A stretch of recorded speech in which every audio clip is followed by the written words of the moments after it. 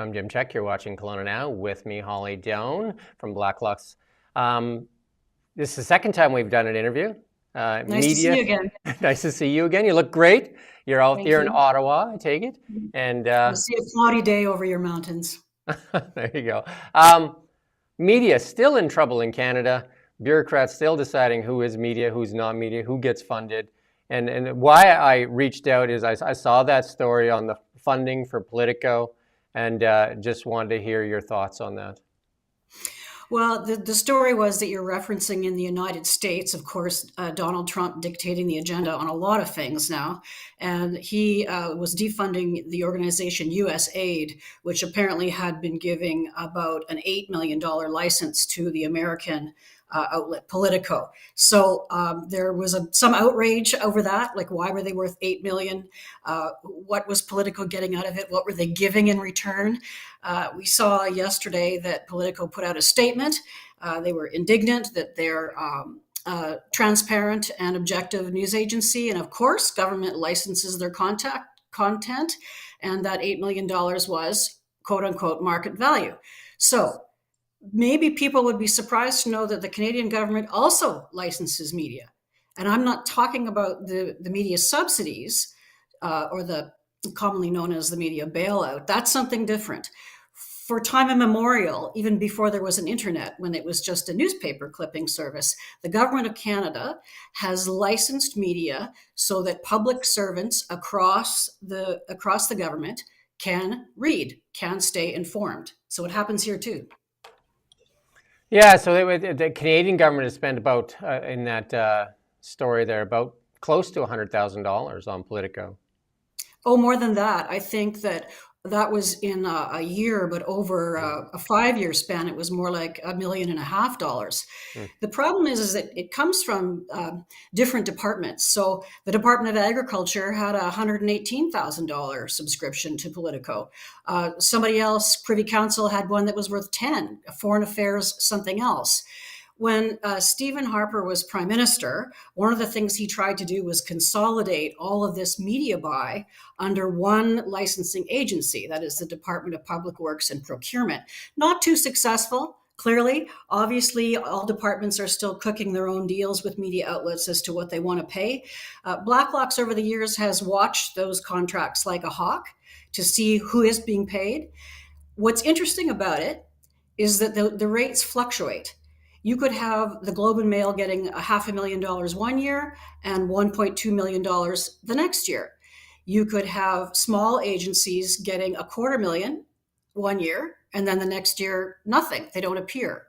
So it's a bit haphazard, and we believe that the bureaucracy also is in the business of subscribing to friendly media.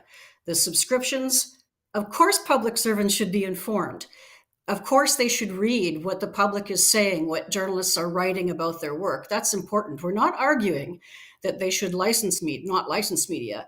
What we're suggesting, and that everybody in this town knows, that licenses are discretionary and are frequently awarded to friendly media for good coverage.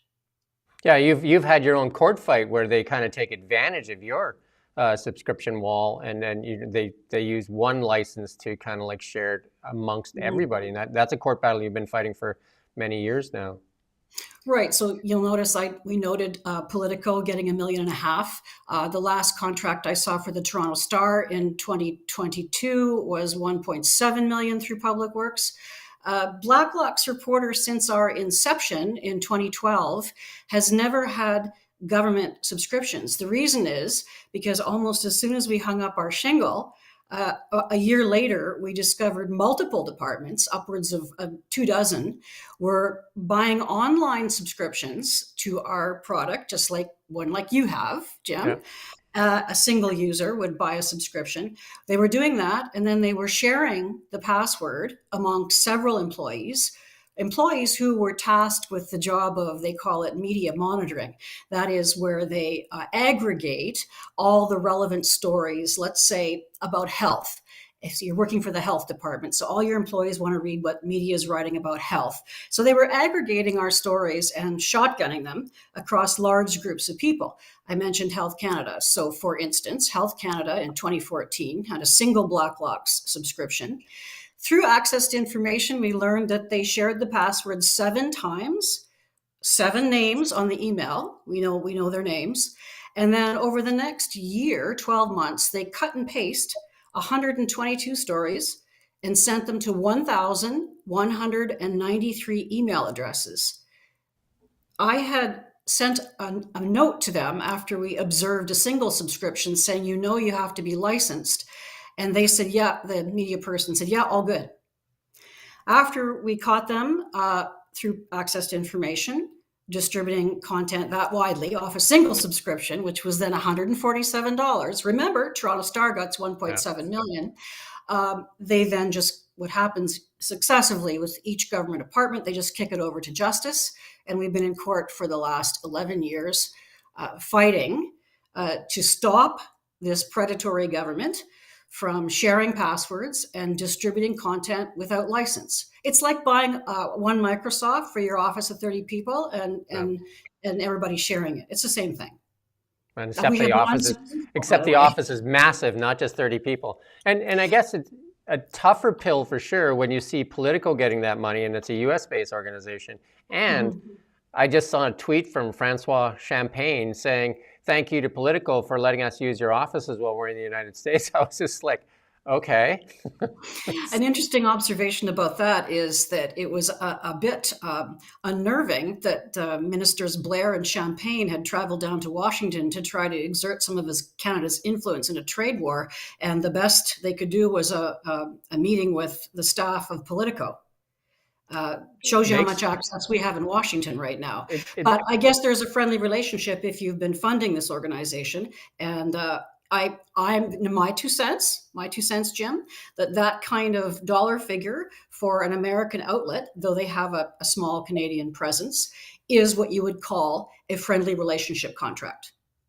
Yeah, and we have our own fight that I'll try to put in a nutshell, and you and I have talked about it before, is Bill C-18 has taken away our audience of about 200,000 because the government decided to get into a fight with Meta. We thought it was a symbiotic relationship where we put content up. We willingly put our content on Meta. They didn't steal anything. We put it up there and we got traffic in return. And that was Meta's response to the government saying you have to pay. They said, well, they should pay us because we're giving them traffic. And they ended up with this Bill C-18, which Meta then said, well, we're not paying. So they blocked all the news outlets from being on Canadians Can't Access News on Meta or any Meta platform. And then the federal government said they'll support us, but they won't advertise on Meta either. And just yesterday they came out and said, yeah, well, a lot of Canadians get their news online and we don't have access to that anymore, so we're going to have to advertise. So they started advertising it, and they've also said to the various departments that you go ahead and you can start advertising on Meta. Meanwhile, news outlets are still left in the dark, and it's really cut traffic. And I mean, in all news outlets across Canada, traffic has been dramatically down. Canadians aren't getting news. I think we did a story, and it might be like 4 times less news Canadians are consuming because that's where they get their news. And it's still handicapping us, and we can't get answers. We've tried to do interviews, we've tried to do a whole bunch of things, and we don't get funded either, as you don't get funded. No, we don't take subsidies. Yeah. So I mean, your income was from Meta. Ours was from our subscription, which is why we're really concerned about protecting that paywall. That paywall is everything to us. It's our livelihood. So when you have the biggest corporation in the land, the government of Canada, stealing, which is what it is, from the nation's tiniest publisher, there's something wrong. But I mean, worse than that, the federal court last year ruled that it's okay. The government of Canada can do this. And I will quote from Judge Ivan Roy of the Federal Court of Canada. He said that it was okay for, quote, any legitimate business reason, unquote, business reason, to share a password. He stated no limit on how much the password should be shared. And the reason for the government having that right, as the judge estimated was that the government needed to, quote, protect the public and the media. So it had to have the power to read what Blacklock was saying. It just didn't have to pay for it. Yeah. So protect the media. Not a very good job Right. of protecting the media. Right. I So, mean, but this isn't just my paywall. This yeah, is now anybody who's running yeah, a paywall, the for Globe sure. or the Hmm. Logic or anybody that Yeah, if a large corporation wanted to just buy one subscription and share the right. password and distribute the content, the law, as this judge supposes it to be, says you can. Now we've appealed, but Hmm. we have no hope that the court. Listen, you'll know this. Media is in a tailspin. Like Yeah. the internet disruption has been profound, and media ourselves, all of us, are struggling to understand what the way forward and how we can make a business out of this and how to fund media. If we don't, if the nation's most erstwhile publishers don't understand what to do, I guess the government bureaucrats don't get it either. Unfortunately, they've been in a position of legislating imposition on your company and trying to earn for themselves the right to steal from my company. Yeah. So the government here has really done nothing but delay the progress, and that is disruption and rebuilding. Yeah, for the past 10 years, I would say that, they say they're trying to help, but if you look at the stock charts of companies like Chorus, which is global, and Glacier Media and all those companies, they're all in a tailspin. And we did a story recently, and it was like 50 independent media outlets have already folded. Many are going under. The government, with what it's doing with Bill C-18 and not paying the right amount to use, is not helping media. The best thing they can do for media is get out of the way. I would suggest to you, my 2 cents, they don't care about independent media. Hmm. The government sees independent media as an unknown and may be dangerous. They really, what the aim of the subsidies is to prop up the legacy media. But whether those entities are subsidized or not are going to decay and eventually disappear, because we can't put our finger in the dike forever and hold back what's happening in media. But for instance, in our case, how do I know that the government, their intention is not exactly copyright or password sharing in Blacklock's case? How do I know that it isn't really a rework of our technological protection measures law? Here's how I know. The opening remarks by the Government of Canada Justice Department counsel at the start of our trial were this. He said, Senior Counsel Alexander Gay from the Justice Department said, "Your Honor, Blacklock's reporter is yellow journalism, fake facts, and sensational headlines," unquote. The judge said, okay, that's not what this trial is about. This trial is about technological protection measures and paywalls and sharing passwords. But that's how they commenced their arguments. So understand that the government is, this government in particular, and I'm talking about not only the bureaucracy, but the political side, has a media control fetish. Yeah. They see the ability to deliver the message to Canadians as slipping away. It's slipping into the hands of entities that can't. I mean, you can't golf with the publisher at Blacklock's Reporter or even at your outlet, right? As in the old days, what they used to do. Yeah.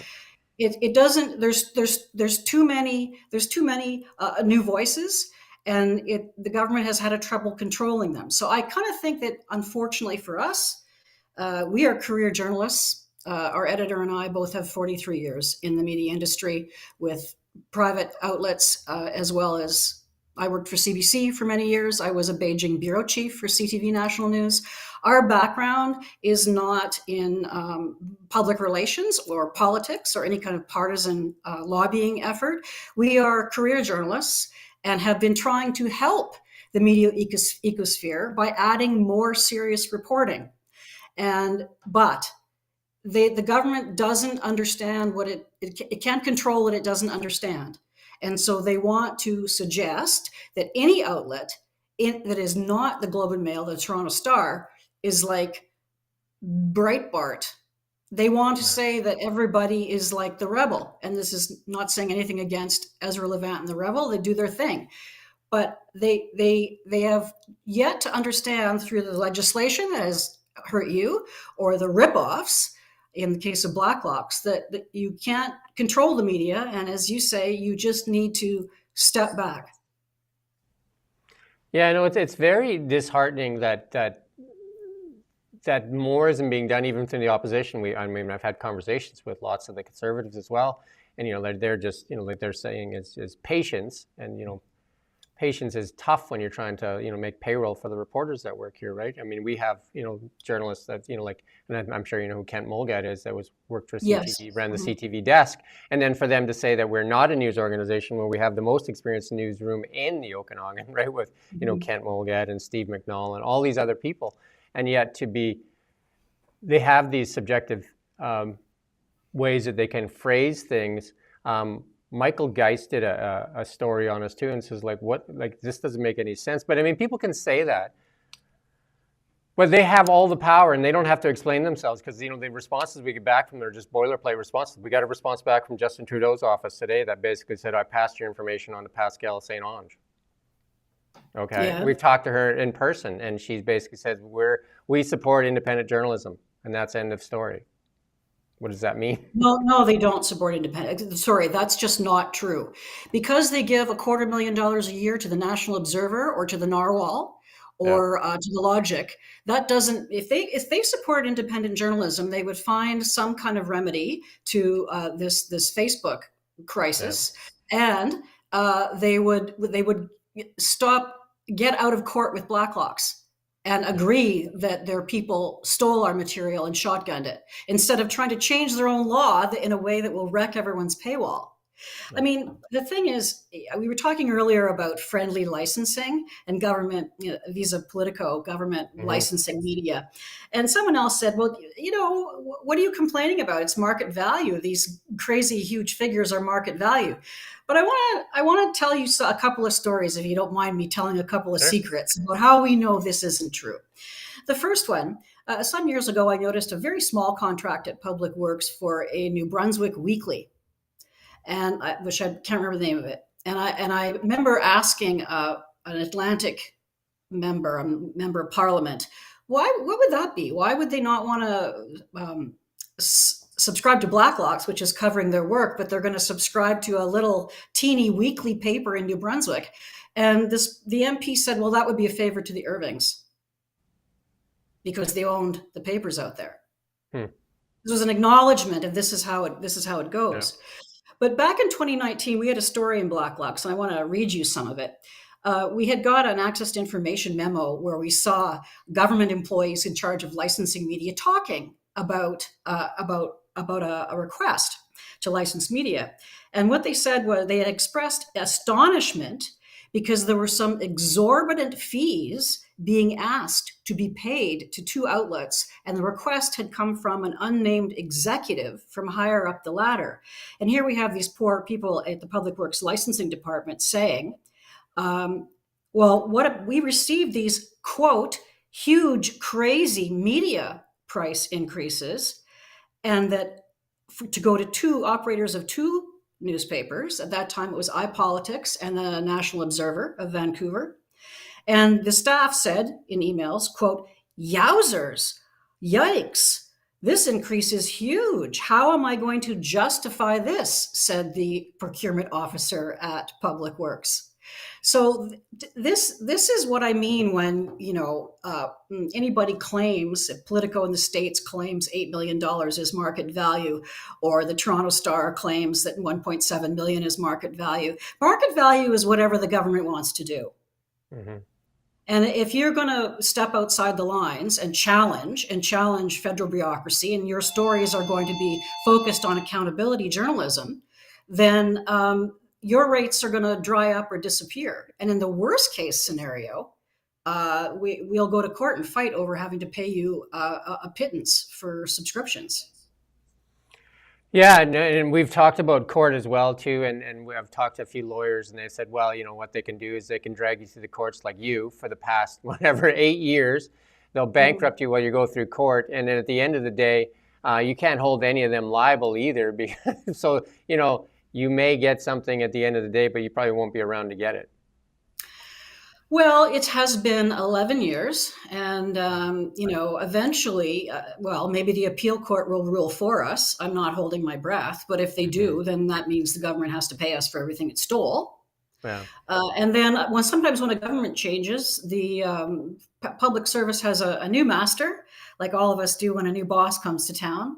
And I would propose to you, what happens if the new master is reading Jim's website, or the new master is reading Blacklock's reporter?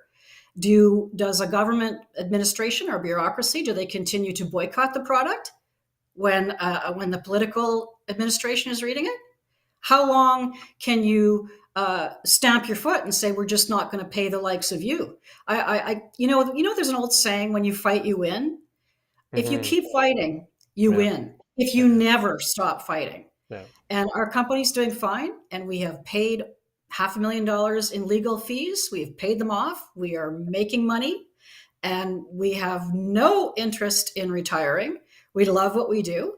And so, if the government wants to continue this argument and destroy paywalls in this country for everybody and set a precedent that means passwords can be shared, and you can imagine the various permutations that could happen with that under the law. Everybody's got a password for something. If they want to do this, then we're going to make them do it with a smile and a song in our heart. Yeah, I've dealt with government in different ways too. And one of the good pieces of advice that I've used a lot was one of the ministers I talked to. She said, just shine a light on it, and they'll scurry. And that's what we're trying to do. And that's what you're trying to do, is shine a light on this stuff and make it seem so ludicrous. Like, even that tweet, I mean, should say a lot to a lot of people, that Francois Champagne thanking Politico openly for using their office. That should say a lot to a lot of people. And like, this doesn't look good. And when Canadian media is suffering, like, I mean, nobody could argue that media is doing better in Canada. Even CBC is going back and asking for what, like, they Yeah. want more money, more money. And then when they see an article like Jordan Peterson, when he interviewed Pierre Poilievre, and it got, I can't remember the number of views, 1 million views or something, it just went No, more than crazy. that. And Hmm. then, then the response from some of the legacy media outlet is like, oh, perhaps the Russians were funding it. What, paying for the microphone Jordan Peterson had, or what? Like, what funding would they have needed for that podcast? Well, I think the sad thing about the subsidies, and you just described that, Russian bots, the sad thing about the subsidies is that they have perpetuated mediocrity. And so our media is no better today than it was, when they first got the money in 2019. That's the sad part. We Hmm. really need to retool. And it hasn't happened because the welfare has perpetuated this mediocrity. And so they would rather still fight against the reality. Why did Pierre Poilievre do that interview with Peterson? Why did Trump do Joe Rogan? Yeah. Anybody who's got a podcast in Canada right now, whether you are partisan or not, will tell you why they did it, because they're Hmm. reaching more people.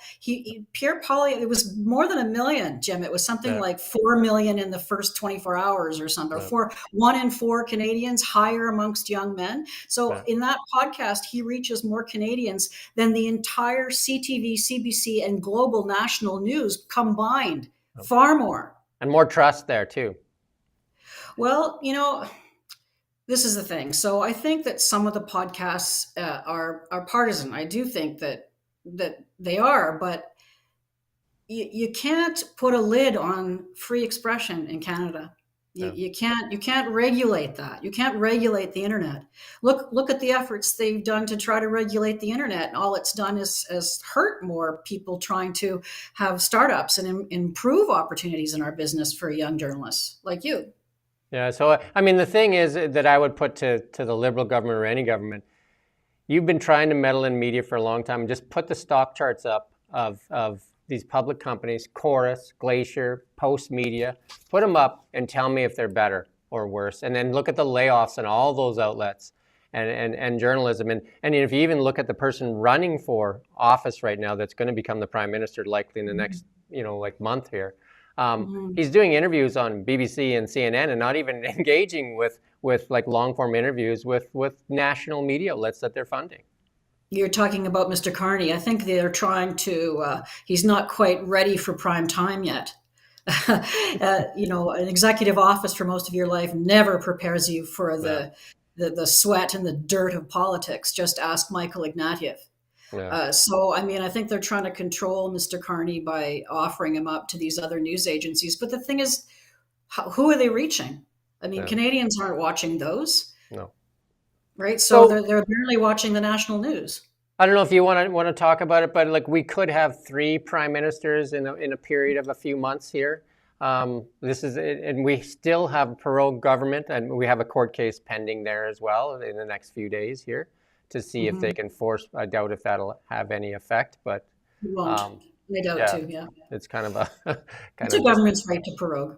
yeah, and then obviously today there might be some people that drop out of the liberal leadership race because it's another $125,000 today that they have to put up. So it'll be interesting to see how many are left for this actual liberal leadership race. I think there's a lot of people who think that because it seems to be I guess anything's possible, but seems to be a foregone conclusion. And with most of the caucus on cabinet, for sure, on the side of Mr. Carney, that they should do like they did for Robert Borden, just have a caucus meeting and vote for a leader and get on with it. Go to the Yeah. polls, go to the people. But Prime Minister Arthur Meehan used to complain he was bitter enemies with Liberal Prime Minister Mackenzie King, and King, one of the longest serving prime ministers. And Meehan used to say that Mackenzie King hung on to power like a lobster with lockjaw. And that's, I was thinking about that this morning. That's happening again. Yeah, yeah, clearly, clearly. Um, it's kind of like I think like one of the questions, if we could ask questions of these liberal leadership candidates, is will you call an election? I think that's the question that's on most Canadians' minds. Is that will that be one of your first acts of government? But an answer There to was, Canadians. there was some alarm in media that Mr. Carney had apparently been consulted on the talks, trade war with Mr. Trump by other members of the cabinet who are still engaged in that. And there was some outrage that why are we consulting an outsider and a businessman who's never been elected about the affairs of state, which are supposed to be confidential. Obviously, they think it's because he's the heir apparent.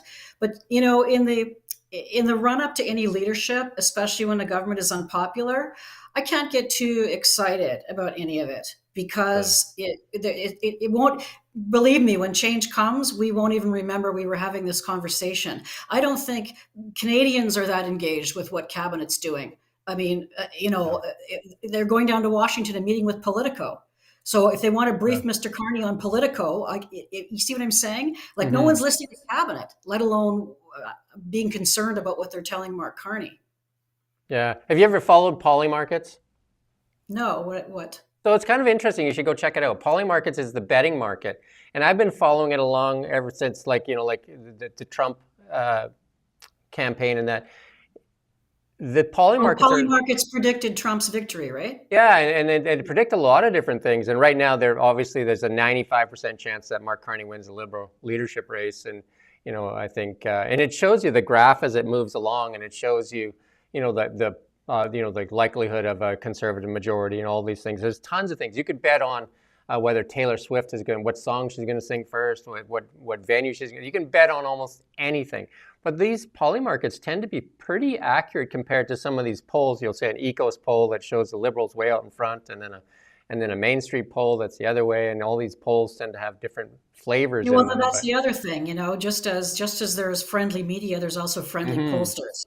You yeah, mentioned two of them on either side of the partisan divide there. So we always say at Blacklock, we don't read the polls. We don't pay any attention to yeah, the polls. The only polls we read are the ones that are conducted among Canadians by the Privy Council on mm, various. This is the administrative yeah, arm of the Prime Minister's office. Why is that? Because those polls are the only ones they read. That's the only ones the prime mm, minister and cabinet read because it's going to tell you what they're going to do and what their intentions are. So, as far as the horse race polls, uh, yeah, sure. I mean, it's yeah, like it's like entertainment, right? It's yeah. like And commercials at the Super Bowl. but we do recognize that polls work. We saw that in the BC election because I think that's the reason the money dried up for him, and that's the reason he dropped out because the polls were pushing him basically pushing him out. So they do have an effect, and I think that's why they do them, right? And that's why they're partisan for sure. Mhm. But like the only thing that the point I was trying to make is that take a look at poly markets, because sometimes it seems to be because people have to put money down to actually, like All pick. right. Do you know what I I mean? So it's see. interesting. Anyway, I won't keep you too long. Interesting times for sure. And any prediction for an election When? date? Yeah. It depends what day you ask me. Yeah. We have, I'm not going to put money on it, Yeah. but I would say that as much as they would like to survive till October, I don't think they can Yeah. without risking just an all-out. First of all, they need some spending bills Yeah. because the government runs out of money at the end of March. Yeah. So I don't see unless Mr. Singh, who keeps telling us that he's not going to support any government, Yeah. that he's going to support non-confidence motion. Yeah. No, it's totally possible that he may change his mind. He changes his mind quite a lot, but Yeah. at this point, I would say that we won't have to wait for October for an Yeah, I'm election. pretty sure. I would bet on a spring election at some point here, but Maybe May.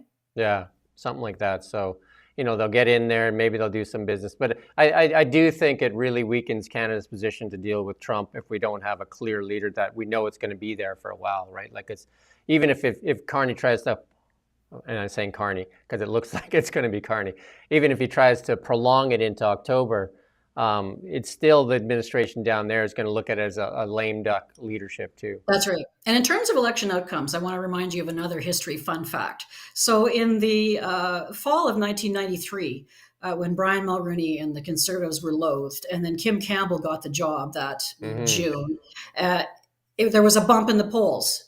Now, you see Yeah. where I'm heading? There Yep. was a bump Yep. in the polls. Yep. She was wonderful. She's pretty. She's Yep. smart. She speaks Russian. She's a lawyer, Yep. right? And then they went to the campaign, and the Conservatives came out of it with 2 seats. Yeah. I So do remember that. Yeah. we're responding to now. I'm sure the Liberals are very excited about their little bump recently with Mr. Carney, but I would just Yeah. remind you of that watershed election of 1993, and I think we could be facing another once in a generation type of election Yeah. And outcome. we saw what you're talking about play out in the United States too, right? Joe Biden was sinking in the polls. They did the old switcheroo, kind of a coronation as well.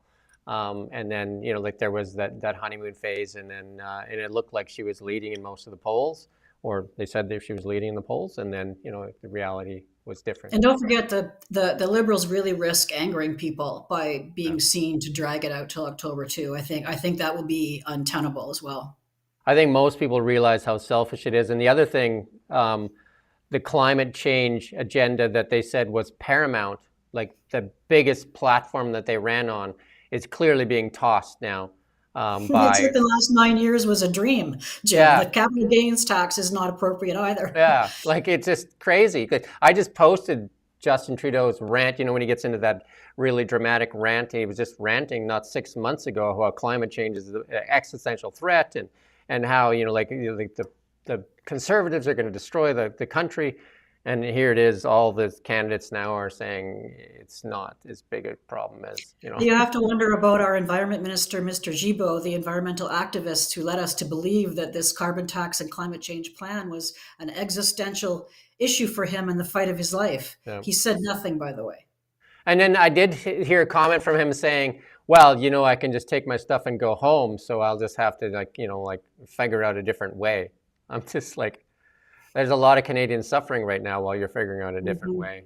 And That's true. we find ourselves in this predicament with Trump because we haven't had access to other markets with our natural wealth that's beneath our feet. And now they're saying we need to do something, but pipelines Now we need Energy East pipeline. Yeah, pipelines take 10 years. Yeah. Well, Mr. Wilkinson, who muses about having it now, could have started 9 years ago. Absolutely. So anyway, I do thank you for your time. I love your work. We talk about your work all the time. Thank you. We need more media outlets like that in Canada, and not the ones that are being, We fed by always the say- government. We What's always that? say, imagine if there were 10 accountability, 10 Blacklocks in Ottawa, 10 different media outlets doing accountability journalism. Yeah. Canadians would have the best government they've ever had. And I've said this over and over and over again. Media's number one mission is to hold power accountable, and you do an amazing job doing that. We can only hope to do a fraction of that, but I think most media outlets should be doing that, not parroting government.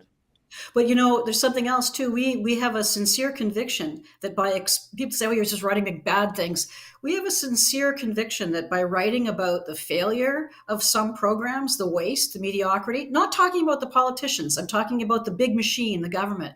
We sincerely believe that by exposing those things, that then they'll be corrected.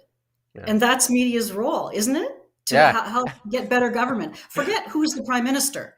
We're talking exactly, about the mechanism of government. But do you see the monster that's being created in the States as they cut off the food supply with Doge? You see that? Well, right. Yeah, some people have said, "Oh, Blacklock should be our Doge," but I think the whole Doge thing is kind of, I don't know. I think it's part of Trump's hysterics too. Like, he likes to keep people in hysterics. But I'm just saying, as you cut off the funding, the money supply, and holy cow, do you see some ugliness come out? Yes, amongst public servants. And I think you might see that here after the next election. I think most Canadians are going to start asking for accountability. And so that'll put you in a great position, and other media outlets like yourselves, and what we hope to be is where we can really ask for accountability and get access to politicians too, because it's really tough to get access to these people. It is. Well, not for us. We're here, but they resent the fact that we are here. But anyway, we are. So let's try to clean up and do a little better on those audits and clean up waste. And that's the idea after all. And I thank you too for your subscription, Jim. You bet. And we do thank you, and we do thank you for watching Kelowna Now. We don't just report the news. We live here too. We're your neighbors, bringing you stories that matter to all of us. No government funding, no outside influence. Kelowna Now,